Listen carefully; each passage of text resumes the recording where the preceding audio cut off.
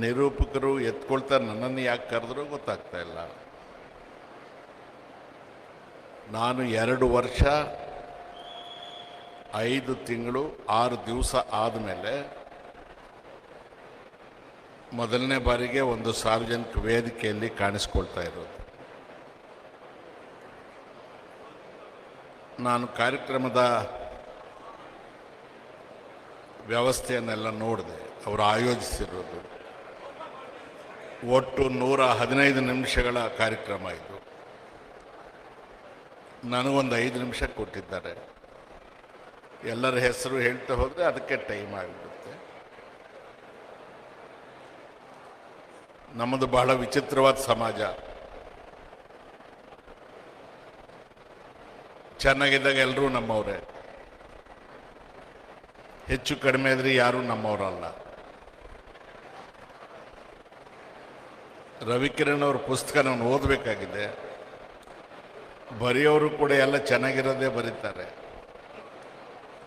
ಬೇರೆದು ಬರೆದಿದ್ದಾರೋ ಇಲ್ವೋ ನನಗೆ ಗೊತ್ತಿಲ್ಲ, ಓದ್ದೆ ನಾನು ಹೇಳಕ್ಕೆ ತಯಾರಾಗಿಲ್ಲ. ನನಗೆ ಕೊಟ್ಟಿರೋ ಸಮಯ ಮೀರಿದಂತೆ ಜಾಲಪ್ಪನವರನ್ನು ಬಲ್ಲವನಾಗಿ 4 ಮಾತಾಡೋ ಪ್ರಯತ್ನ ಮಾಡ್ತೇನೆ. ನನಗೆ ಅವರ ಪರಿಚಯ 73-74ರಲ್ಲಾಯಿತು. ಅವರು ರಾಜ್ಯ ಭೂ ಅಭಿವೃದ್ಧಿ ಬ್ಯಾಂಕಿಗೆ, ಈಗ ಅದನ್ನು PCARD ಬ್ಯಾಂಕ್ ಅಂತಾರೆ, ಆಗ ಸ್ಟೇಟ್ ಲ್ಯಾಂಡ್ ಡೆವಲಪ್ಮೆಂಟ್ ಬ್ಯಾಂಕ್ ಅಂತ ಹೇಳ್ತಾ ಇದ್ರು. ಅದರ ಅಧ್ಯಕ್ಷರನ್ನಾಗಿ ಮಾಡಬೇಕಾಗಿದ್ರೆ ಸಚ್ಚಿದಾನಂದ ಅಂತ ಹೇಳಿ ಮುಖ್ಯಮಂತ್ರಿಗಳ, ದೇವರಾಜ ಅರಸು ಅವರಾಗ ಮುಖ್ಯಮಂತ್ರಿಗಳು, ರಾಜಕೀಯ ಕಾರ್ಯದರ್ಶಿಗಳಿದ್ದರು. ಅವರು ಮಧ್ಯಪ್ರವೇಶದಿಂದ ಇವರನ್ನು SLD ಬ್ಯಾಂಕ್ ಅಧ್ಯಕ್ಷರನ್ನು ಮಾಡಿದರು. ಅನಂತರ ಅವರು ಅಪೆಕ್ಸ್ ಬ್ಯಾಂಕು, ಫೆಡರೇಷನ್ನು ಎಲ್ಲವನ್ನೂ ನೋಡಿದ್ದಾರೆ. ಜಾಲಪ್ಪನವರ ಬದುಕು 3 ಭಾಗಗಳಾಗಿ ವಿಂಗಡಿಸಬೇಕು. ಜಾಲಪ್ಪ 1, ಜಾಲಪ್ಪನವರು 2, ಜಾಲಪ್ಪನವರು 3. ಬಹಳ ಜನ ಇಲ್ಲಿ ಬರೋರು, ಹೋಗೋರು, ಕೂತಿರೋರು ಎಲ್ಲ ಜಾಲಪ್ಪ 3ರವರ ಪರಿಚಯ ಇರೋರೇ ಹೊರತು 1, 2ರ ಪರಿಚಯ ಇರೋರು ಬಹಳ ಕಡಿಮೆ ಇರ್ತಾರೆ. 1, 2ರ ಪರಿಚಯ ಇರ್ತಕ್ಕಂಥವ್ರು ವೆಂಕಟಾಚಲಯ್ಯನವ್ರು ಇಲ್ಲಿದ್ದಾರೆ. ನರಸಿಂಹಯ್ಯನವ್ರು ಬಂದಿದ್ದಾರೋ ಇಲ್ವೋ ನನಗೆ ಗೊತ್ತಿಲ್ಲ. ಇದ್ದಾರ? ಇನ್ನು ಕೆಲವರೆಲ್ಲ ಕಾಣ್ತಾ ಇಲ್ಲ. ನನಗೂ ಜಾಲಪ್ಪನವರ ಮೊದಲನೇ ಭಾಗದ ಪರಿಚಯ ಕಡಿಮೆನೆ. ಆದರೆ SLD ಬ್ಯಾಂಕ್ ಅಧ್ಯಕ್ಷರಾಗಿ ಅಲ್ಲಿಯ ಕೆಲಸ ಮಾಡ್ತಕ್ಕಂಥ ನೌಕರರು ಸಹಕರಿಸದೇ ಇದ್ದಾಗ ನಮ್ಮನ್ನೆಲ್ಲ ಸಂಪರ್ಕ ಮಾಡಿ ಎಲ್ಲ ಕಡೆಯಿಂದ ರೈತರನ್ನು ಕರೆಸಿ ಆ ನೌಕರರ ಮೇಲೆ ರೈತರಿಂದ ಪ್ರತಿಭಟನೆ SLD ಬ್ಯಾಂಕ್ ಆವರಣದಲ್ಲಿ ಮೊದಲನೇ ಸಲ ಮಾಡಿಸಿದ್ದು ಇತಿಹಾಸದಲ್ಲಿ ಜಾಲಪ್ಪನವರು. ಇದು ಕೇವಲ ಒಂದು ಎಕ್ಸಾಂಪಲ್ ಅಷ್ಟೇ. ನಂತರ ಅರಸೂರವರು ಅಧಿಕಾರ ಕಳ್ಕೊಳ್ತಾರೆ. ಇಂದಿರಾ ಗಾಂಧಿ ಅವರ ಹೆಸರನ್ನ ಇಲ್ಲಿ ನೋಂದಾಯಿಸಬೇಕಾಗಿದ್ರೆ ಜಾಲಪ್ಪನವರು ಶ್ರದ್ಧೆ ವಹಿಸ್ತಾರೆ. ಅದರಿಂದ ಅನೇಕ ಕಷ್ಟ ಅನುಭವಿಸ್ತಾರೆ. ಅರಸು ಅವರ ಅಧಿಕಾರ ಕಳ್ಕೊಂಡ ಮೇಲೆ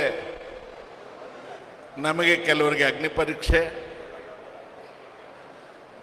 ಜಾಲಪ್ಪನವರನ್ನು ನಾವು ವಿಧಾನ ಪರಿಷತ್ತಿಗೆ ತರಬೇಕಾಯ್ತು. ನಾವು ಇದ್ದ 28-29 ಜನರಲ್ಲಿ ಚುನಾವಣೆ ಬೆಳಗ್ಗೆ ಅಂದರೆ ಹಿಂದಿನ ದಿವಸ 6-8 ಜನ ಹೊರಟೋಗ್ರು. ನಾವು ಉಳಿದವರು ಅಷ್ಟೇ ಜನ ಅವ್ರನ್ನ ಮೊದಲು ವಿಧಾನ ಪರಿಷತ್ತಿಗೆ ತಂದ್ವಿ. ಸಕ್ರಿಯವಾಗಿದ್ದರು. ರಾಮೇಗೌಡರು 83ರ ಚುನಾವಣೆಗೆ ನಿಲ್ಲೋದಕ್ಕೆ ತಯಾರಾಗಲಿಲ್ಲ. 82ರಲ್ಲಿ ದೇವರಾಜ ಅರಸು ತೀರ್ಕೊಂಡ್ರು. ಆ ಅಸಹಾಯಕ ಸ್ಥಿತಿಯಲ್ಲಿ ಅತ್ಯಂತ ಕಡಿಮೆ ಜನಸಂಖ್ಯೆ ಇರ್ತಕ್ಕಂಥ ಒಂದು ಹಿಂದುಳಿದ ಸಮಾಜಕ್ಕೆ ಸೇರಿ ಕಾಂಗ್ರೆಸ್ಸಿನ ವಿರುದ್ಧ ಅಸೆಂಬ್ಲಿಗೆ ಆರಿಸಿ ಬಂದರು. ಅದು ಒಂದು ಸಲಕ್ಕಿಲ್ಲ, ಸತತವಾಗಿ 4 ಚುನಾವಣೆ ಆಯಿತು. ಅನೇಕ ರಾಜಕೀಯ ಕಾರಣಗಳಿಂದಾಗಿ ರಾಜ್ಯ ಸಚಿವ ಸಂಪುಟಕ್ಕೆ ಸೇರ್ತಾರೆ. ಸಹಕಾರ ಮಂತ್ರಿಗಳಾಗಿ ಇವತ್ತು ಹಾಪ್ಕಾಮ್ಸ್ ಅಂತ ನಾವು ನೋಡ್ತಾ ಇದ್ರೆ ಅದಕ್ಕೆ ಅವರೇ ಕಾರಣ. ಬೇರೆ ಎಲ್ಲ ಡೀಟೇಲ್ಸ್ಗೆ ನಾನು ಹೋಗೋದಿಲ್ಲ. ಮಾನ್ಯ ಮುಖ್ಯಮಂತ್ರಿಗಳು ಪ್ರಭಾಕರ್ ಆಮೇಲೆ ಮಾಡುವಂತಹ ಕೆಲಸ ಮಾನ್ಯ ಮುಖ್ಯಮಂತ್ರಿಗಳಿಂದ ಗಮನಿಸ್ಕೊಳ್ಬೇಕು. ರಾಚಯ್ಯನವರು ಹೋಮ್ ಮಿನಿಸ್ಟರ್ ಆದಾಗ, ಎಜುಕೇಷನ್ ಮಿನಿಸ್ಟರ್ ಆದಾಗ, ಜಾಲಪ್ಪನವರು ಹೋಮ್ ಮಿನಿಸ್ಟರ್ ಆದಾಗ, ರೆವಿನ್ಯೂ ಮಿನಿಸ್ಟರ್ ಆದಾಗ ಯಾರು ಸಂಘಟಿತರು ಅವರನ್ನು ಬಹಳ ತೀವ್ರವಾಗಿ ವಿರೋಧ ಮಾಡಿದರು. ಎಲ್ಲಿ ಹೊರಗಡೆ ಅಲ್ಲ, ಆಡಳಿತ ಪಕ್ಷದಲ್ಲೇ ಇವರು ರೂಪಾಂತರಗೊಳ್ತಾರೆ. ಇವರ ವೇದಿಕೆಗಳು ಬೇರೆ ಇರುತ್ತೆ, ಪಾರ್ಟಿಗಳು ಬೇರೆ ಇರುತ್ತೆ, ಇವ್ರ ಮನಸ್ತತ್ವ ಎಲ್ಲ ಒಂದೇ ಇರುತ್ತೆ. ಅವತ್ತು ಅವರೇ, ಇವತ್ತು ಅವರೇ, ದೇವರಾಜ ಅರಸಿದ್ದಾಗಲೂ ಅವರೇ. ಆದರೆ ಈಗ ಒಂದು ಬದಲಾವಣೆ ಏನಂದ್ರೆ ಹಣದ ಬಹಳ ಮಹತ್ತರವಾದಂತಹ ಪಾತ್ರ ಇದೆ. ಅಂತಹ ಕಠಿಣ ದಿನಗಳಲ್ಲಿ ಜಾಲಪ್ಪನವರು ಒಂದು ದಿವಸವೂ ರಾಜಿ ಆಗಲಿಲ್ಲ. ಯಾರ ಹತ್ರಲ್ಲೂ ಹೋಗಿ ಜೋಲು ಸುರಿಸ್ಕೊಂಡು ನಿಂತ್ಕೊಂಡು ಬೇಡಲಿಲ್ಲ. ಬಹಳ ಧೈರ್ಯವಾಗಿ ಎಲ್ಲ ಸವಾಲುಗಳನ್ನು ಎದುರಿಸಿದರು. ಎಲ್ಲರೂ ದೇವರಾಜ ಅರಸರ ಅನುಯಾಯಿಗಳಾಗೋದಕ್ಕೆ ಅರ್ಹರಲ್ಲ. ಯಾರು ಸ್ವಾಭಿಮಾನದಿಂದ ಬದುಕ್ತಾರೆ, ತಲೆ ಎತ್ತಿ ನಿಲ್ತಾರೆ, ಯಾರು ಎಂದೂ ಬಗ್ಗೋದಿಲ್ಲ, ಯಾರು ಎಲ್ಲೂ ಹೋಗಿ ದೇಹಿ ಅಂತ ಕೇಳೋದಿಲ್ಲ, ಅಂತಹವರಿಗೆ ಮಾತ್ರ ದೇವರಾಜ ಅರಸರವರ ಅನುಯಾಯಿಗಳು ಅಂತ ಹೇಳೋದಕ್ಕೆ ಆಗುತ್ತೆ. ಆ ಕಾರಣದಿಂದ ಈಗ ನನಗೆ ಜಾಲಪ್ಪನವರು ಬಂದು ಕೊಡೋದು ಏನೂ ಇಲ್ಲ. ವಿಶೇಷವಾಗಿ ಹೋಮ್ ಮಿನಿಸ್ಟರ್ ಆಗಿದ್ದಾಗ ಅವರ ದಿಟ್ಟತನ ಅವರನ್ನ ಕೊಲೆಗಡಕನ ಸ್ಥಾನಕ್ಕೆ ತಗೊಂಡೋಗಿ ನಿಲ್ಲಿಸ್ಬಿಡ್ತು ಕಡೆಗೆ. ಆ ದಿನಗಳು ಅವರು ಅನುಭವಿಸಿದ ಮಾನಸಿಕ ಹಿಂಸೆ, ಅವರಿಗಾದ ಅಪಮಾನ ಇನ್ನೇನು ಮುಗದೇ ಹೋದ್ರು ಜಾಲಪ್ಪ ಅನ್ನೋ ತರ ಮಾತನಾಡಿದರು. ಹೆಗ್ಗಡೆ ಅವರು ಈ ಕಾಲೇಜನ್ನು ಪ್ರಾರಂಭ ಮಾಡೋದಕ್ಕೆ ಇವರಿಗೆ ಪ್ರೋತ್ಸಾಹ ಕೊಟ್ಟು ಕಾಲೇಜ್ ಮಾಡಿದ ಮೇಲೆ ಒಂದು ರೀತಿಯ ಶಕ್ತಿ ಚೈತನ್ಯ ಜಾಲಪ್ಪನವ್ರಿಗೆ ಬಂತು. ತನ್ನನ್ನು ನಂಬಿದವರಿಗೆ ಸಹಾಯ ಮಾಡೋಕ್ಕೆ, ತಾನು ಅಂದ್ಕೊಂಡಿದ್ದು ಮಾಡೋದಕ್ಕೆ, ಧೈರ್ಯವಾಗಿ ನಿಲ್ಲೋದಕ್ಕೆ ಅವ್ರಿಗೆ ಒಂದು ಬಲ ಬಂತು. ಬಹುಶಃ ಈ ಕಾಲೇಜೇ ಇಲ್ಲದೇ ಇದ್ದಿದ್ರೆ, ಈ ಶಕ್ತಿ ಚೈತನ್ಯ ಅವ್ರಿಗೆ ಬರೆದಿದ್ರೆ ಅವ್ರನ್ನ ಯಾರು ಇವತ್ತು ನೆನಪಿಸ್ಕೊಳ್ಳೋರೇ ಇರ್ತಾ ಇರಲಿಲ್ಲ. ಯಾರದು ತಪ್ಪಲ್ಲ, ಸಮಾಜ ಇರೋದೇ ಹಾಗೆ. ನಂತರ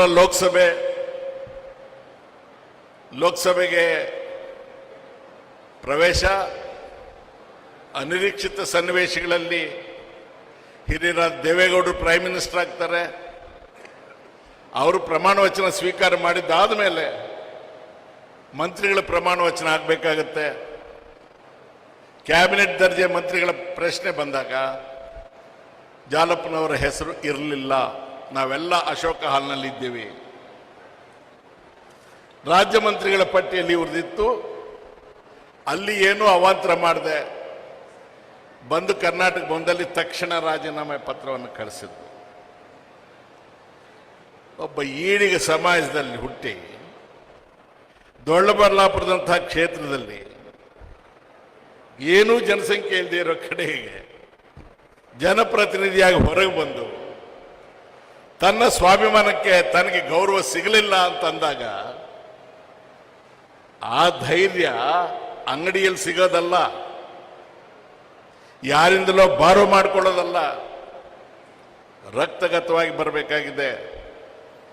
ಅವರ ಜನ್ಮ ಶತಾಬ್ದಿಯನ್ನು ನಾವು ಆಚರಣೆ ಮಾಡೋದಂದ್ರೆ ಬೇರೆ ಎಲ್ಲ ಬದಿಗಿಡಿ ಆ ಸಿಟ್ಟು, ಆ ನಿಷ್ಠುರ ಮಾತು, ಆ ಕೆಚ್ಚು, ಆ ಧೈರ್ಯ, ಅದನ್ನು ನಾವು ನೆನಪು ಮಾಡ್ಕೋಬೇಕು, ಗೌರವಿಸ್ಬೇಕು, ಹಾಗೆ ಬದುಕೋದಕ್ಕೆ ಪ್ರಯತ್ನ ಮಾಡಬೇಕು.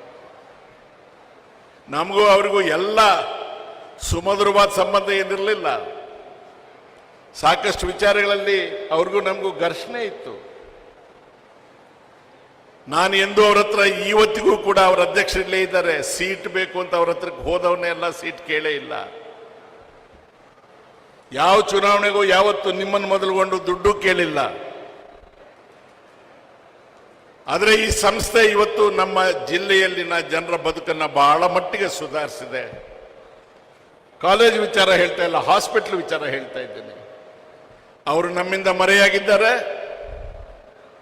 ಬದುಕಿದ್ದಿದ್ರೆ ಅವರಿಗೆ 100 ಆಗ್ತಿತ್ತು. ಅವರು ನಮ್ಮಿಂದ ದೈಹಿಕವಾಗಿ ದೂರ ಆಗಿದ್ದಾರೆ. ಅವರ ಆದರ್ಶಗಳು ನಮ್ಮಲ್ಲಿ ಉಳಿಬೇಕು. ಸಿಂಧ್ಯಾ ಅವರನ್ನು ನಾನು ಈಗ ಗಮನಿಸಿದೆ, ನಾನು ಮೊದಲು ಗಮನಿಸಲಿಲ್ಲ. ಸಿಂಧ್ಯಾ ಅವರು, ನೀವು ನಾವು ಎಲ್ಲ ಸ್ವಲ್ಪ ಹೆಚ್ಚು ಕಡಿಮೆ ಒಂದೇ ಸ್ಕೂಲೇ. ಯಾವ ಕಾರಣಕ್ಕಾಗಿ ನಾವು ಮರೆಯಲ್ಲಿದ್ದೀವಿ ಅನ್ನೋದು ನಿಮಗೂ ಗೊತ್ತಿದೆ, ನನಗೂ ಗೊತ್ತಿದೆ. ಆ ಒಂದು ಶಾಪಕ್ಕೆ ಜಾಲಪ್ಪನವ್ರು ಸಿಕ್ಕಲಿಲ್ಲ, ಅವ್ರು ಹೊರಗೆ ಬಿದ್ರು. ವೆಂಕಟಾಚಲಯ್ಯನವರು ಇಲ್ಲಿದ್ದಾರೆ. ವೆಂಕಟಾಚಲಯ್ಯನವರು, ನರಸಿಂಹಯ್ಯನವರು ಜಾಲಪ್ಪನವರನ್ನ 1, ಜಾಲಪ್ಪ 2, ಜಾಲಪ್ಪ 3 ಮೂರನ್ನು ನೋಡಿದವರು. ನಮ್ಮ ದೌರ್ಭಾಗ್ಯ, ನರಸಿಂಹಯ್ಯನವರು ಮತ್ತೆ ವೆಂಕಟಾಚಲಯ್ಯನವರು ಪ್ರತಿಸ್ಪರ್ಧಿಗಳಾಗಿ ಚುನಾವಣೆ ನಡೆಸೋದನ್ನು ನೋಡ್ಬೇಕಾಗಿ ಬಂತು. ನಾವು ಕಣ್ಣೀರು ಹಾಕೊಂಡ್ವಿ. ಆದರೆ ಇವರೆಲ್ಲರೂ ಕೂಡ ಏನೆಲ್ಲ ಆಗಿರಬಹುದು, ಜಾಲಪ್ಪನವರ ಅತಿ ಕಷ್ಟದ ದಿನಗಳಲ್ಲಿ ಹೆಗಲು ಕೊಟ್ಟು ನಿಂತಂಥವರು. ಜಾಲಪ್ಪನವ್ರಿಗೆ ಒಬ್ಬರಿಗೆ ಈ ಗೌರವ ಸಲ್ಲದಿಲ್ಲ, ನಿಮಗೆಲ್ಲರಿಗೂ ಈ ಗೌರವ ಸಲ್ಲುತ್ತೆ. ಆ ಕಷ್ಟದ ದಿನಗಳಲ್ಲಿ ಇದ್ದಂಥವ್ರಿಗೆ ಈ ಸಂಸ್ಥೆ ಚಿರಾಯುವಾಗಲಿ. ಜಾಲಪ್ಪನವರ ಆದರ್ಶಗಳು ನಮ್ಮ ಮಧ್ಯೆ ಇರಲಿ. ಮಾತಾಡ್ತಾ ಹೋದರೆ ಅದಕ್ಕೆ ಆದಿಯೂ ಇರೋದಿಲ್ಲ, ಅಂತ್ಯವೂ ಇರೋದಿಲ್ಲ. ಮಾನ್ಯ ಮುಖ್ಯಮಂತ್ರಿಗಳಿಗೆ ಬಿರುದುಗಳು ಮಾಡೋರು ಬಹಳ ಜನ ಇರ್ತಾರೆ. ಬಹಳ ಜನ ಸನ್ಮಾನ ಸತ್ಕಾರ, ನಿಮ್ಮ ಮನೇಲಿ ಜಾಗವೇ ಸಾಕಾಗೋದಿಲ್ಲ ಅವೆಲ್ಲ ಇಟ್ಕೊಳ್ಳೋದಕ್ಕೆ. ದಯಮಾಡಿ ಅವನ್ನೆಲ್ಲ ಹೆಚ್ಚಾಗಿ ಮನೇಲಿ ಇಟ್ಕೋಬೇಡಿ. ಯಾರು ನಿಮ್ಮನ್ನ ಆದರ್ಶಗಳಿಗಾಗಿ ಗೌರವಿಸ್ತಾರೆ, ತಮ್ಮ ಬದುಕಿನಲ್ಲಿ ಬೆಳಕನ್ನೇ ಕಾಣಲಿಲ್ಲ, ಆ ಬೆಳಕಿಗಾಗಿ ಹಾತೊರಿತಾ ಇದ್ದಾರೆ. ಯಾರು ಕನಸು ಕಾಣ್ತಾ ಇದ್ದಾರೆ ಅವರಿಗೆ ನೀವು ಆಶಾ ಜ್ಯೋತಿ ಆಗಬೇಕು. ಇವತ್ತು 2025 ಅಕ್ಟೋಬರ್ 19, 50 ವರ್ಷಗಳ ಹಿಂದೆ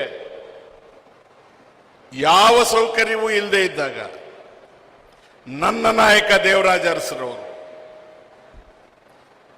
ವಿಧಾನಸೌಧ ಅಲ್ಲ, ಬೆಂಗಳೂರಿನಿಂದ 500 ಕಿಲೋಮೀಟರ್ 600 ಕಿಲೋಮೀಟರ್ ಆಚೆ ಇದ್ದವರನ್ನ, ಬೆಂಗಳೂರಿಗೆ ಬರಕ್ಕೆ ಆಗದೇ ಇದ್ದಂಥವರನ್ನ ಬೆಂಗಳೂರು, ವಿಧಾನಸೌಧ, ವಿಧಾನಸಭೆ, 3ನೇ ಮಾಡಿ ಎಲ್ಲ ಕಡೆಗೆ ಕರ್ಕೊಂಡೋದಂಥ ಮಹಾನ್ ಭಾವರು. ಅವರು ನಿಮಗೆ ನಮಗೆ ದಾರಿದೀಪ ಆಗಲಿ, ಆದರ್ಶ ಆಗಲಿ ಅಂತ ಹೇಳಿ ಏನು ಉದ್ದೇಶಕ್ಕಾಗಿ ನಾನು ಮೊದಲು ಮಾತಾಡಬೇಕು ಅಂತ ಹೇಳಿದ್ರೂ ಗೊತ್ತಿಲ್ಲ. ಬಹುಶಃ ನನಗೆ ಈ ಸಭೆಯ ಕಲ್ಪನೆ ಇದ್ದಿದ್ರೆ ನಾನು ಬರ್ತಿರ್ಲಿಲ್ಲ, ಚಕ್ಕರ್ ಹೊಡಿತಿದ್ದೆ.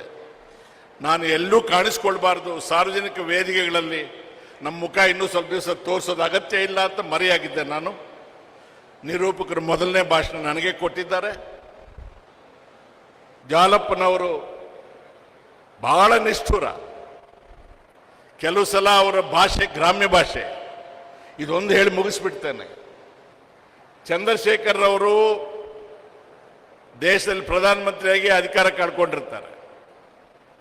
ಇಲ್ಲಿ ನಾವು ಜನತಾ ಪಕ್ಷದಲ್ಲಿದ್ದೀವಿ, 2 ಆಗಿರುತ್ತೆ. ಕೆಲವರು ಚಂದ್ರಶೇಖರ್ ಅವರ ಬಣದ ಜೊತೆಗೆ ನಾವು ರಾಜಿ ಮಾಡ್ಕೋಬೇಕು ಅಂತ ಹೇಳಿದ್ರು. ಶಾಸಕಾಂಗ ಪಕ್ಷದ ಸಭೆಯಲ್ಲಿ ರಾಮಕೃಷ್ಣ ಹೆಗಡೆ ಅವರಿದ್ದಾರೆ. ಜಾಲಪ್ಪನವರು ಅದೇನು ಗಮನಕ್ಕೆ ಇಟ್ಕೊಳ್ಳಿಲ್ಲ. ಅಲ್ರಿ, ಆ ಚಂದ್ರಶೇಖರ್ ಹೋಗಿ ರಾಜೀವ್ ಗಾಂಧಿ ಹತ್ರ ಬಗ್ಗಿದ್ದಾನೆ, ಅವನ್ ಕೆಳಗೆ ಹೋಗೋ ಬಗ್ಗಕ್ಕೇನ್ರಿ, ಬಗ್ಗದವನ್ ಕೆಳಗೆ ಬಗ್ಗಿದ್ರೆ ಏನಾಗುತ್ತೆ ಅಂದ ತಕ್ಷಣ ಹೆಗಡೆ ಅವರು ಬಾಯ್ ಬಾಯ್ ಬಾಯ್, ಭದ್ರ ಭದ್ರ ಭದ್ರ, ಜಾಲಪ್ಪನವರೇ ಹೆಣ್ಮಕ್ಳೆಲ್ಲ ಇದ್ದಾರೆ ಅಂತ. ನಿಷ್ಠೂರವಾಗಿ ಮಾತನಾಡೋದು ಅಂದ್ರೆ ಲೆಕ್ಕನೇ ಇಲ್ಲ, ಕ್ಯಾಲ್ಕುಲೇಷನ್ ಇಲ್ಲ, ಲಾಭ ನಷ್ಟ ಯೋಚನೆ ಮಾಡೋದಿಲ್ಲ. ನಿರ್ಮಲವಾದ ಹೃದಯ ಇದ್ದಾಗ ಮಾತ್ರ ಧೈರ್ಯವಾದ ಮಾತು ಹೊರಗೆ ಬರಲಿಕ್ಕೆ ಸಾಧ್ಯ. ಹೃದಯ ಕೊಳಕಾಗಿದ್ರೆ ಗಂಟ್ಲು ಈಚೆಗೆ ಬರೋದಿಲ್ಲ. ಜಾಲಪ್ಪನವರಿಗೆ ನಮಸ್ಕಾರ. ನನಗೆ ಅವಕಾಶ ಕೊಟ್ಟ ನಿರೂಪಕರಿಗೆ ಮತ್ತು ಎಲ್ಲ ಸಂಘಟಕರಿಗೆ ನಮಸ್ಕಾರ. ಈ ಸಂಸ್ಥೆ ಚಿರಾಯುವಾಗಲಿ. ಜಾಲಪ್ಪನವರ ಹೆಸರು, ದೇವರಾಜ ಅರಸು ಅವರ ಹೆಸರು ಶಾಶ್ವತವಾಗಿರಲಿ ಅಂತ ಹೇಳಿ ನಿಮ್ಗೆಲ್ಲರಿಗೂ ನಮಸ್ಕಾರ ಮಾಡಿ ನನ್ನ ಮಾತು ಮುಗಿಸ್ತೇನೆ.